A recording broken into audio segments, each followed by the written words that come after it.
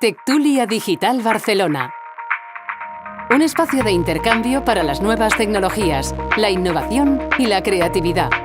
Un programa de la UPC School y Tertulia Digital, que dirige y presenta Tomás Cascante. Vamos a una nueva edición de Tectulia Digital, un programa que hacemos aquí en la UPC School, en el cual pretendemos dar luz, aclarar dudas e incluso resolver problemas relacionados con Internet, con la movilidad y con las llamadas nuevas tecnologías. Hoy vamos a hablar de un tema que es prácticamente el tema. Desde que existe Internet creo que hemos hecho debates y encuentros sobre seguridad. Lo que pasa es que hoy tal vez quisiéramos enfocar la seguridad o la ciberseguridad más al ciudadano de a pie, a los usuarios finales. Para hacerlo tenemos a dos ponentes, que luego, como de costumbre, se presentarán ellos, pero Manel Medina, bienvenido. Buenos días. Y Luis Vera, bienvenido al programa. Bienvenido, gracias. Bueno, como digo, hoy vamos a hablar de ciberseguridad y queremos enfocarlo un poco llano al usuario final.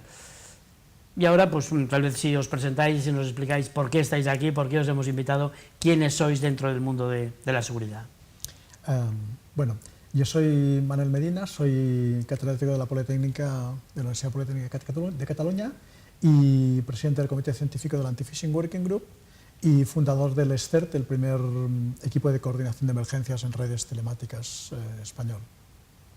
¿Luis? Y en mi caso soy profesor asociado de SADE Business School, llevo más de 11 años formando en temas de ciberseguridad directivos de compañías de este país y del extranjero, y también soy director general de Accent Cybersecurity, una compañía única exclusivamente dedicada a asesorar a compañías en temas de ciberseguridad. A nivel profesional llevo más de 20 años en el ejercicio de la profesión en este sector de la seguridad de la información. Bien, entonces creo que estáis suficientemente avalados para hablarnos. Espero que con tantos títulos seáis capaces de hablarnos así en el lenguaje llano que os hemos pedido. Yo voy a hacer una reflexión sobre el tema de la seguridad, que quiero que me ratifiquéis o rectifiquéis. Creo que el tema de seguridad no hay aún, y llevamos ya muchos años, en informática muchísimos y en Internet ya muchos, pero creo que el empresario y, por supuesto, el ciudadano no está realmente concienciado. Yo siempre pongo el ejemplo del mundo del automóvil. El automóvil lleva más de 100 años y tal vez son los últimos 15 en los que realmente hemos empezado a pensar en seguridad, y hoy no nos montaríamos en un coche sin cinturones de seguridad o no cogeríamos una moto sin casco. Pero creo que en la red seguimos navegando todos así, a pelo. Bueno, ¿qué os parece? ¿Hay realmente concienciación? ¿No la hay? Y, por supuesto, ¿es importante o no es importante protegerse? Bueno, realmente falta concienciación, es cierto, ¿eh? La Comisión Europea y el Gobierno de Estados Unidos han lanzado campañas de concienciación. Nosotros, como Anti-Phishing Working Group, estamos en la campaña Stop Think Connect, para piensa y conéctate, en la cual precisamente se le pide a la gente que antes de hacer cualquier cosa en Internet se lo piense dos veces, ¿no? Y es verdad que la gente no aprecian los valores que tienen como usuarios de Internet, ¿no? Una de las cosas que es más difícil o más difícil proteger o más fácil perder es la propia identidad, ¿eh? Hay muchos casos de gente a la que les roban la identidad en Internet y después tienen problemas para poder recuperar su prestigio, recuperar los contactos, etc. ¿Qué significa que les roban la identidad? Pues sencillamente que te roban el nombre de usuario y contraseña que tú estás utilizando para comunicarte en determinados entornos, ¿no?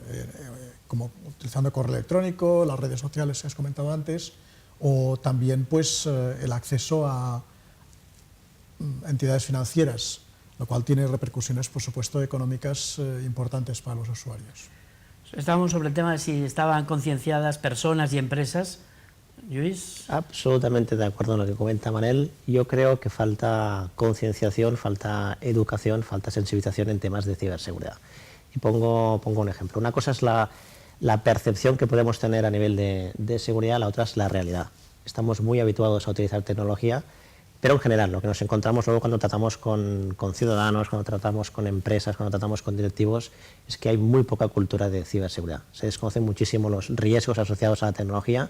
Somos todos usuarios, no podemos vivir en este momento sin el uso de la tecnología, pero desconocemos muchísimo los riesgos que hay asociados al uso de esa tecnología, ¿no? Sí, esto es lo que me gustaría también que nos explicarais o que nos asustarais. En el caso del automóvil está muy claro, lo que podemos perder es la vida y nadie quiere que eso le ocurra o quedar inválidos, y es clara la concienciación. Pero tal vez la gente sigue poniendo el password María 12345, porque el 90% de los passwords son así, porque no saben a lo que se arriesgan. Y un poco, aunque tú ya has hecho una pincelada, sí nos gustaría que nos dierais un poco de información sobre qué les puede llegar a ocurrir a una persona y a una empresa. Bueno, es cierto. Yo ya he comentado que uno de los riesgos es que te puedan robar las credenciales para acceder a la entidad financiera, y eso puede suceder, en la mayoría de los casos, sucede por lo que nosotros llamamos ingeniería social. Es decir, son mensajes que recibimos que parece que están dirigidos a nosotros, por alguien incluso que conocemos, porque a alguien a quien le han robado las credenciales de utilización de su correo electrónico, entonces pueden enviar mensajes en su nombre a las personas que tiene en su lista de contactos. Por lo tanto, recibimos un mensaje de una persona que nosotros conocemos y que recibimos mensajes habitualmente de esa persona, que nos está pidiendo información o nos está diciendo, dando una recomendación de que visitemos una página web en la cual hay oculto un programa malicioso que se instala en nuestro navegador, y a partir de ahí el navegador está capturando todo lo que nosotros tecleamos y comunicamos con el exterior, ¿no? Y eso también puede suceder a empresas, ¿no? De hecho, las mafias organizadas lo que hacen es seleccionar y enviar esos mensajes dirigidos, el spear phishing que llamamos, son mensajes muy personalizados que utilizan el lenguaje que utilizan nuestros colegas, nuestros compañeros de trabajo, envían mensajes a documentos adjuntos que contienen información que a lo mejor le han robado a un compañero nuestro y simplemente la han modificado, y por tanto es muy difícil de detectarlos. Y esas empresas son los destinatarios específicos de los ataques, porque un usuario, si le acceden a la cuenta corriente e intentan hacer una transferencia, pues una transferencia de más de 500 euros llama la atención, porque habitualmente nosotros no las hacemos. En cambio, si le roban la contraseña a un usuario de una cuenta de empresa, hacer una transferencia de 3, 8, 80.000 euros no es extraño. Y por tanto no dispara las alarmas en las entidades financieras para que paren esa transferencia. Yo, en cuanto a la ingeniería social, que realmente es un tema preocupante porque no rompen nada, simplemente te engañan, ¿no? Sí. Pero yo recibo cada día miles de emails y los limpio, y recibo de estos cada día. Yo creo que es importante saber que siempre, si los lees bien, hay una falta de ortografía, o te hablan de usted, alguien que normalmente te habla de tú, siempre hay algo que los pillas. Claro, si vas con cautela, ¿no? Pero yo creo que el consejo sería de cuando recibes un mensaje de alguien que tú conoces que te está pidiendo una cosa que no suele pedirte, léetelo muy bien antes de abrir el adjunto, porque el adjunto, como dices tú, tiene la trampa, ¿no? Si quieres abundar sobre el tema. Absolutamente. Vamos a ver, en principio yo creo que en este momento estamos algo abrumados por la tecnología. Está la penetración de cualquier dispositivo tecnológico en nuestras vidas que nos dificulta muchísimo, incluso a los expertos muchas veces, lo que es la gestión, ¿no? Por ejemplo, en tu caso, Tomás, ¿cuántos passwords puedes tener para acceder a sistemas de información? No, yo tengo uno. ¿Uno solo? Yo tengo un hiperpassword. Yo, en tu caso, Manuel, no sé cuántos tengo tienes. el duro que llamo yo y 2 o 3 blanditos para tonterías. Pero no, en la cantidad de aplicaciones tengo uno. ¿Tú, en tu caso, Manuel, cuántos puedes tener? Tengo uno, pero lo tengo en la cabeza fijo. Yo puedo tener 40 o 50. 40 o 50, yo tengo del orden más o menos del mismo orden de magnitud. Entonces, tema del password, por ejemplo, que antes lo comentabas, es una medida práctica desde un punto de vista de ciberseguridad, porque en seguridad recordemos o no olvidemos que el punto más débil es el que marca la seguridad de un sistema global, ¿no? Entonces, por ejemplo, hablando de temas de passwords, por ejemplo, pues el hecho de tener un buen password, yo creo que es una de estas medidas que salen en todas las best practices, la primera que sale, y que yo lo compararía quizás con la higiene, por ejemplo, en la Edad Media, que cuando empezaron las personas a lavarse el número de enfermedades mortales descendió. Pues yo diría, por ejemplo, antes Manel hacía referencia al robo de credenciales, es una de las formas más fáciles, por ejemplo, de atacar a un sistema, es obtener las credenciales de alguna persona y desde ahí pues acceder a los sistemas de información, datos críticos, ¿no? Passwords, ¿no? Solo con, por ejemplo, a nivel usuario, a nivel ciudadano, a nivel profesional, solo tener una buena política de passwords que no sean, por ejemplo, las típicas 1, 2, 3, 4 o Pepe, que esto lo vemos a nivel profesional cada día, pues solo con eso yo diría que ya, como la higiene en la Edad Media, muchas enfermedades que se curarían o muchos incidentes que ya no pasarían. Y cuando hablamos de más nivel directivo en una organización, peor aún. Y cuando hablamos a nivel de ciudadanos, por ejemplo, a nivel de nuestros hijos, por ejemplo, que son nativos, hablamos de que son nativos digitales, tienen poca cultura de ciberseguridad o poca cultura de uso de tecnología. En cuanto a nivel profesional me refiero, ¿eh? Luego hablaremos, supongo, temas de privacidad, pero el tema de passwords, por ejemplo, en mi opinión es uno de los temas que con muy poquito esfuerzo se puede aumentar muchísimo el sistema. Ahora hay ya muchas aplicaciones, o muchas, sí, aplicaciones que ya te exigen mayúsculas, minúsculas, números y caracteres especiales. Algunas te las empiezan a exigir, con lo cual es más difícil recordar, pero... Sí. Y hablando de passwords, ¿seguirá existiendo el password o el tema biométrico cambiará el sistema de password? ¿Qué opináis? Bueno, voy a contestar, pero antes de decirlo quería decir que precisamente uno de los errores fundamentales de la gente es el que tú comentas, de tener el mismo password compartido en muchos sitios, ¿no? Sí. Porque si atacan a una organización en la cual tú eres usuario, sí, automáticamente ese password lo van a probar en todas tus otras cuentas, ¿no? Y si es el mismo, lo utilizarán, ¿no?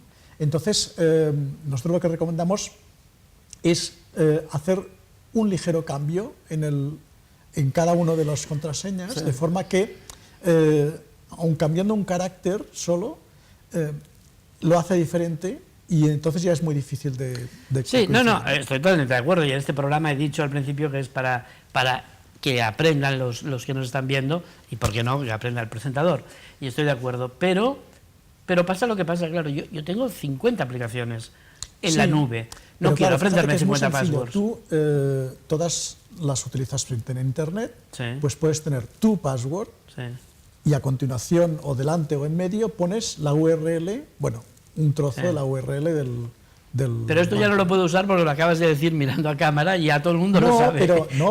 Pero la gente no conocerá tu password. Claro, no se trata de poner solo el nombre del sitio donde te estás conectando, sino complementarlo con otras cosas, ¿no? Y eso que hace, todos son diferentes, pero en cambio tienes una fórmula para construirlos. Por supuesto que estoy totalmente de acuerdo y que a partir de hoy creo que lo voy a hacer. Porque luego hay otra cosa. Por muy protegidos que estén los passwords, y os pregunto porque no lo sé, el que administra las webs de todas estas aplicaciones, alguien lo ve, el password lo puede ver. No, los passwords están comprimidos. Sí, pero seguro que de alguna forma se puede ver. Cifrados. ¿Quién construye el sistema?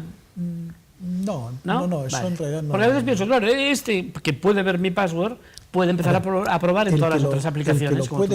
El que lo puede ver es el troyano que se ha instalado en nuestro navegador, claro, por y que hace como de keylogger y entonces detecta la información, ¿no? Por eso también es importante cambiar los passwords con frecuencia, porque si te lo roban, esos passwords robados circulan por internet y se venden y se comercializan, pero al cabo a lo mejor no los utilizan hasta el cabo de un mes o 2 o 3, y si los cambiamos, pues podemos conseguir evitar que cuando esa información llegue a un delincuente que lo quiera utilizar, ya lo habremos cambiado y ya no podrá cambiarlo. Sí que lo hago una vez al año, que no hace daño. Bueno, has dicho que ibas a contestar. Sí, el tema de biometría, efectivamente, se está intentando conseguir que la gente utilice biometría. Hasta el momento, las aplicaciones que hay no son muy amistosas. Hay fabricantes como iPhone, por ejemplo, que ya lo está incorporando la huella digital como sustitución del password, del PIN para activar el teléfono, pero son soluciones que todavía cuesta un poco de incorporarlas.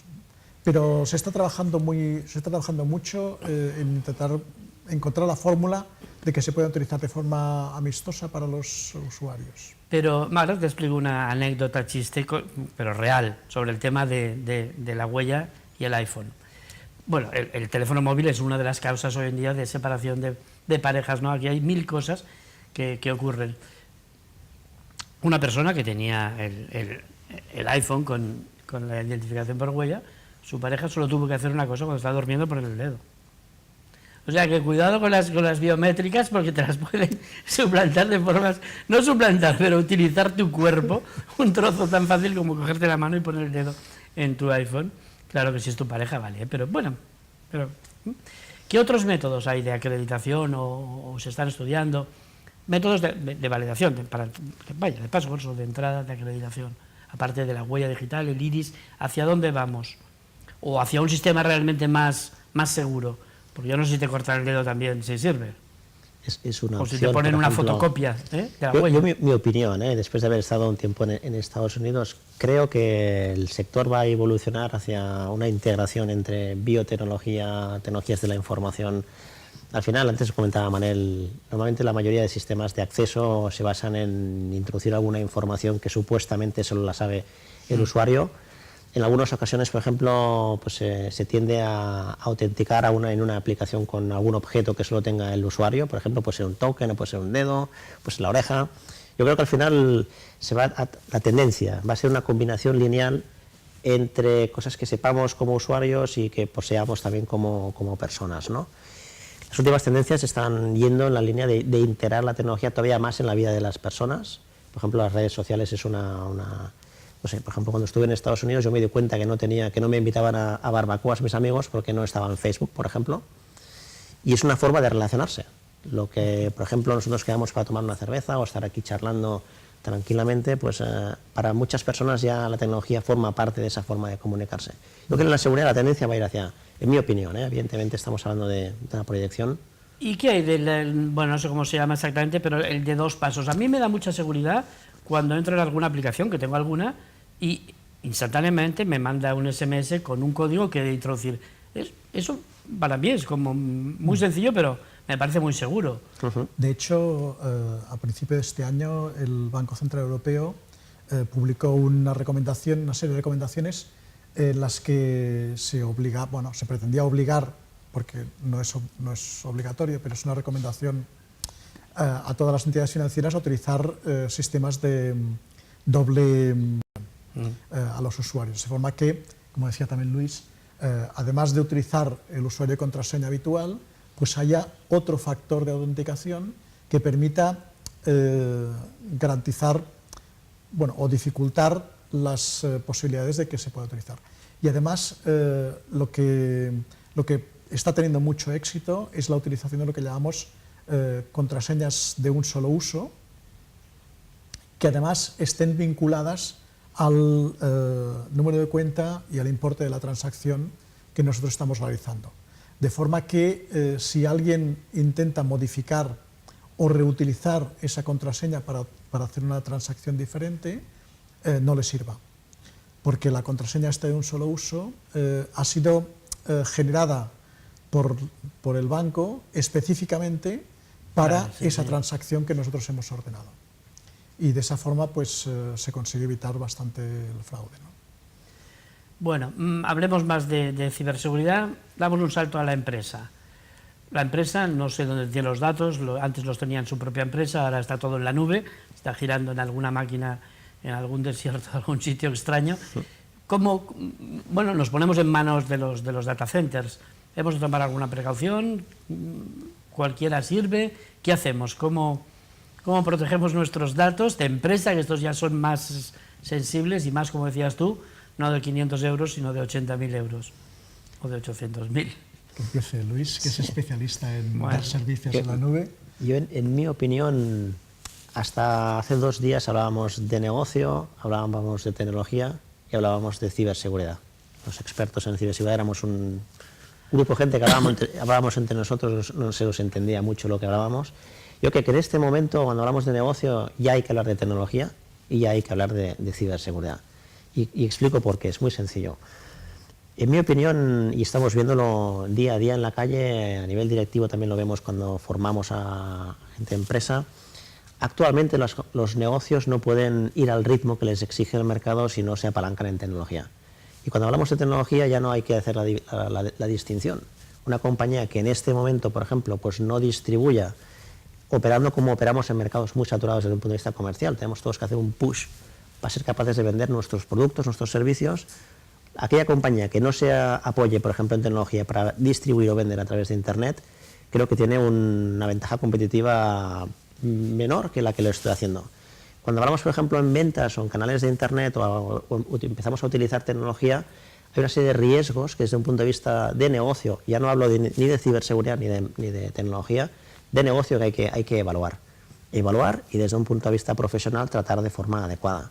De ahí empezaríamos a hablar de estrategias de ciberseguridad, de estrategias a nivel organizativo para detectar cuándo hay, por ejemplo, cuándo suceden incidentes de seguridad, qué capacidad tienen las organizaciones para reaccionar a estos incidentes de seguridad. Un poquito lo que estamos viendo y en función de mi experiencia personal, no sé si lo compartís, es que cada vez se está viendo más ciberpresión a nivel de los directivos, a nivel de los boards, a nivel de los niveles C en las compañías, porque las preguntas que hacen de dirección, aquí estaría bien que estuviese Jordi, por ejemplo, para confirmaroslo, es: ¿estamos preparados? ¿Estamos seguros? La primera pregunta que lanza dirección.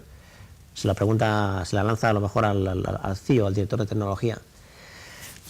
¿Tenemos el conocimiento que necesitamos para ser capaces de reaccionar en el caso de que suframos algún ataque o algún incidente de seguridad, un ataque? Son preguntas que están en este momento circulando en las organizaciones, precisamente por eso, porque la tecnología y la ciberseguridad ya es un continuo. Pero lo que me gustaría es que esas preguntas que están realmente en el aire, de los CEOs, estamos seguros. Bueno, dinos qué indicadores, o sea, ¿qué hacemos? Ahora yo soy el director de una empresa textil, no tengo ni idea de informática, tengo mis datos sensibles ahí colgados en no sé dónde, porque me lo ha dicho mi CEO, pero yo quiero saber, o sea, ¿qué puedo hacer? ¿Cómo?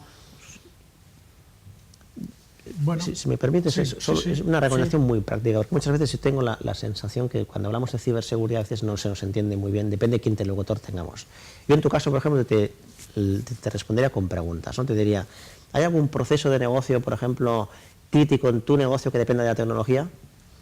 La primera pregunta, si me dijeses: sí, Luis, hay uno, mira, este proceso de negocio, las ventas, por ejemplo, hay una parte importante que me dependen de Internet. La segunda pregunta te diría: ¿somos capaces de identificar dentro de este proceso de negocio algún activo digital crítico? Es decir, algún activo digital que si deja de funcionar, negocio sufre pérdidas, por ejemplo. ¿Sí? Esta es una pregunta que tenía para vosotros después. ¿Qué es un activo digital? Que también explicadnos qué debemos protegernos. Porque estáis hablando, me encanta el speech que estás haciendo, ¿no? Pero muchas de las cosas que nos cuentas, me gustaría preguntártelas más a fondo. Cuando has dicho activo digital, claro, hoy una empresa tiene los activos de toda la vida y los activos digitales. ¿Qué son los activos digitales? Pero más que la definición, para que se enteren, o sea, ¿qué es un activo digital? O sea, ¿qué debo proteger que yo no sabía que tenía que proteger? En mi opinión, luego esto evidentemente pues depende de cada uno, ¿no? Al final, un activo es cualquier cosa que tenga valor en una organización. Hay dos tipos de activos, en mi opinión: los que salen en un balance, que estos normalmente los directivos los entienden todos, que tienen una formación financiera, y luego hay otros activos, cosas que tienen valor, que no aparecen en los balances. Por ejemplo, información de clientes, por ejemplo, sistemas de información, por ejemplo, infraestructuras tecnológicas vinculadas a canales de venta por Internet. Todo esto para mí serían activos que tienen un formato digital, porque trabajan con tecnología, por tanto serían activos digitales, y si negocio sufre pérdidas y le pasa algo, para mí serían críticos. No sé si con esto estarías de acuerdo, Manel, en una definición de este tipo. Yo diría que, en general, cualquier información que esté en un soporte digital es un activo digital. Como decías tú, pues todas las bases de datos, incluso los documentos que tenemos digitalizados o que estamos generando, estos son activos que debemos tener, ¿no? Las empresas tienen que aprender a valorarlos y a protegerlos, ¿no? Y precisamente nosotros en la UPC School lo que intentamos es hacer cursos de formación en los que se explique a los técnicos cómo tienen que proteger la información, porque el problema no es que los directivos no sepan estas preguntas que tú comentabas, sino que muchas veces los responsables de los sistemas de información de esas empresas tampoco tienen esa información, tampoco saben cómo hacerlo. Porque, por un lado, desgraciadamente, en las carreras de informática no se imparte estas enseñanzas, hay que ir pues eso, a cursos especializados, como pueden ser los que organiza ISACA o los que organizamos nosotros, el máster que estamos montando de ciberseguridad, pero además el problema es que esta información va cambiando cada día, es decir, nosotros cada día en Internet encontramos nuevas formas de ataque que se han detectado, nuevos ataques que se están produciendo utilizando técnicas que se suponía que ya estaban resueltas, pero que la gente, por el motivo que sea, no ha protegido sus sistemas contra esos ataques que se están detectando. Es como, en realidad, ya que tú has explicado el tema del símil del automóvil, nosotros ha habido una campaña en televisión de detectar puntos negros en las carreteras españolas, ¿verdad? Pues y en Internet sucede exactamente lo mismo. Nosotros sabemos cuáles son los puntos negros y no hacemos nada por evitarlo. Desgraciadamente, los responsables de tráfico tampoco hacen nada por evitarlos, y esos puntos negros siguen siendo punto negro al año siguiente y al otro, y la gente va cayendo como moscas, ¿no? Si me permitís, un poco macabro, ¿no? Pero en realidad debemos intentar que la gente sea consciente y tome las medidas adecuadas para hacerlo, y para eso, por una parte, hace falta una formación básica, pero por otra parte también hace falta recurrir a expertos que conozcan cómo está evolucionando estos tipos de ataques al día a día, ¿no? Y en eso nosotros también estoy colaborando con el ISMS Forum y hemos hecho un informe indicando incentivos para la aplicación de esta ciberseguridad, ¿no? Porque hasta ahora sucede como con el tráfico también, ¿no?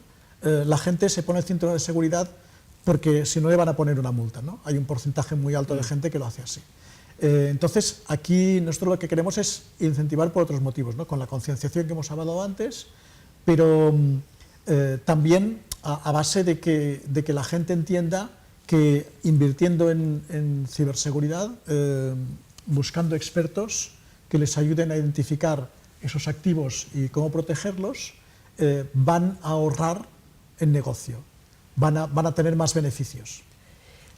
Muy rápidamente, porque estamos llegando ya al final de nuestro programa. Habláis mucho de formación y has dicho que... Pero ¿no creéis que al CEO también le falta formación? Porque claro, es que no sabe ni qué pedir, porque no sabe ni a qué riesgos se asume. O sea, y en ese sentido, estáis en la universidad o en algún sitio...